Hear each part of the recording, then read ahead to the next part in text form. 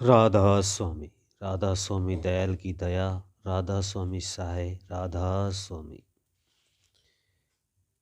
प्यारे सत्संगी भाई व बहनों, आप सुन रहे हैं परम संत सतगुरु ताराचंद महाराज जी का 27 फरवरी 1996 दोपहर का सत्संग। किस तरह से फरमाते हैं महाराज जी, जब सतगुरु मिलता है तो सारे ही दुख दूर हो जाते हैं। दुखी अगर रह गया तो सतगुरु नहीं मिला। तुम सतगुरु की खोज नहीं करते हो, किसकी खोज करते हो? कोई बेटा की, कोई घी जवाइयों की, कोई धन की, कोई ओहदे की और कोई प्रमोशन की, तो कोई मान बढ़ाई की। अगर सतगुरु की खोज करते तो राधा स्वामी जी कहते हैं कि क्यों फिरे भटकता वन में, तू देख उलट कर मन में, तेरे भीतर बसता आप धनी, तिल के ओले पहाड़ खड़ा, चादर खूब तनी, जो तिल के तेल है चकमक में आग, तेरा प्रीतम तुझ में है, जाग सके तो जाग। अब अगर नहीं जागता है तो तेरी मर्जी है। संत महात्मा सीधा रुख का दे करके चले जाते हैं। संतों का तो राम भरोसा होता है। राजा महाराजा भय मानते हैं, किस किस की साख दूं और किस किस की कहूं। संतों का मार्ग ही ऐसा है। रैदास के हाथ काट दिए, आपने भी ये बातें सुनी होगी। क्यों काटे? एक आदमी ने उनकी राजा के पास जाकर के शिकायत कर दी। उसने कहा कि रैदास की आंखों में पानी नहीं आता, चाहे कितना ही दुख आ जाए। राजा ने कहा अच्छा? उसने कहा कि हाँ।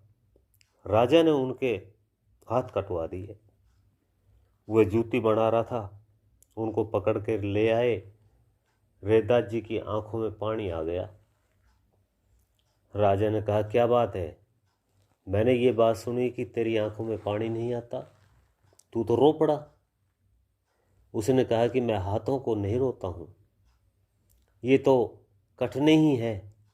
आज कट गए तो कल कटते, मुझे इनका प्यार नहीं है। मैंने तो एक बात की थी, वह बात मेरी अधूरी रह गई। राजा ने पूछा क्या बात थी? रैदास ने कहा कि शादी वाले लड़के की जूती देनी थी, कल ही मेरा ये काम अधूरा रह गया। मैं तो इस बात को रोता हूं। अब क्या होता है? भगवान उसकी मदद करता है। मैं हवाले तुम्हारे समझाने के लिए देता हूं कि जिस पर मालिक राजी है उसका कौन क्या बिगाड़ सकता है। रविदास ने कहा कि मैंने एक जूती तो बना दी थी, उस लड़के की शादी होनी है, दूसरी जूती नहीं बना सका, मेरे हाथ कटवा दिए। तू मुझे यहाँ ले आया। अब राजा ने उसको छोड़ दिया, कह दिया कि जाओ। वह घर पर आया, उसकी धर्मपत्नी रैदास जी से बोली क्या बात है, ये हाथ किस तरह कटे? उसने कहा ये तो शाम को ही कट गए थे। उस माताजी ने कहा झूठ बोलते हो, आप इतने बड़े महात्मा होकर के। रविदास ने कहा क्यों? उसने कहा कि अभी अभी तो मैं गई थी यहाँ से, तो आप खुद जूती बना रहे थे। आपने उस शादी वाले लड़के की जूती देनी थी ना? उसने कहा हाँ। तो उसने बताया कि अभी तो आपने वो तैयार की है, और आपसे अभी अभी तो पूछा था और आपने कहा कि मैंने जूती तैयार कर दी है और उस लड़के को ये देनी है। अब आप कहते हो कि हाथ तो शाम को ही कट गए थे। रैदास ने कहा कि जूती बना रहा था क्या? उसने कहा हाँ। उन्होंने वहां जाकर जूतियां देखी तो रैदास ने कहा कि क्या उसने जूती गांठी? उसकी धर्मपत्नी ने कहा सो ही तो बताया है कि संत भरोसे राम नाम के, भय माने भोपाल। रैदास ने हाथ जोड़ दिए कि हे मालिक, तू मुझे मौत दे दे, क्या तूने मेरी खातिर जूतियां बनाई और इतना दुख झेला? इसलिए ही राजे महाराजे उनसे डरते हैं। राम के भक्तों से मैं आपको कितनी मिसाल दूं। तो जिस पर सतगुरु दयाल होते हैं उस घर में किसी चीज की कमी नहीं होती और वे कोटि जन्मों का पाप पल भर में काट देते हैं। आगे कहते हैं कि मुझ पर दया हुई सतगुरु की, काटे जल जम के जाड़, जन्म जन्म के पाप निवार कर दिए आज निहाल। सत्संगियों, ये ख्याल करना, ये कहना कि आप बार बार ही अपनी बातें कहते हो, मैं क्या कहूँ। ये बात कबीर साहब मुझे ही तो कहते हैं। ये वाणी मुझे ऊपर की ही तो थी। आपने मेरे पिछले दोहे भी तो सुने होंगे। सो हे सत्संगियों, गांव वालों ने मेरा तो कुएं में पानी भरना भी बंद करवा दिया था। कहते थे कि तेरे घड़ों को तो चमार हाथ लगाते हैं, धाड़क हाथ लगाते हैं, हमारे कुएं पर पानी नहीं भरेगा। गांव वाले अगर चिढ़ते हैं तो चिढ़ते रहे, मैं क्या करूं। मैंने 8-9 दिन में या 10-15 दिन में एक कुआं अलहदा ही बनवा लिया। थोड़ी सी संगत थी, उन्होंने पैसे देकर के बनवा दिया, परंतु उस कुएं पर भी मुझे शांति नहीं लेने दी। सब बातों को क्या पूछोगे, इसलिए कहा है कि मुझ पर दया हुई सतगुरु की, काटे जम के जाड़। मुझ पर क्या दया हुई। कभी तो मैं माला फेरता था, कभी गायत्री जपता था, और कभी नारायण और कभी भागवत सुनता था। दिल को शांति नहीं थी। कभी जप किए और कभी तप किए। एक बार तो 2 महीने पानी पी करके ही रहा। पानी गर्म करके रख लेता था, उसमें तुलसी के पत्ते उबाल लेता था और उसमें ही रहा, सारे ही काम किए। मुझ पर दया हुई सतगुरु की, तो काटे जम के जाड़। ये सभी जम के जाड़ थे। जप तप तीरथ व्रत होम यज्ञ पूजा पाठ, ये सभी जम के जाड़ थे। ये जम के जाड़ क्यों थे कि किसी की 1,00,000 वर्ष की म्याद है, किसी की 10 लाख की, और किसी की 30 लाख की म्याद है, किसी की अरब वर्ष की तो किसी नील वर्ष की, किसी पद्म वर्ष की म्याद है, और फिर आना पड़ता है। जब आना ही पड़ता है तो ये जम के जाड़ ही तो है, और क्या है। और यदि कोई जम को जानता है तो उस काल महाराज को भी जानते होंगे, उसको जाड़ कहते हैं। जब जाड़ इस तरह से कटे तो उन्होंने उनसे निकाल करके आगे मुर्दों की पूजा को छुड़वा करके जिंदों की पूजा करवा दी। सोचो मैं क्या कहता हूँ।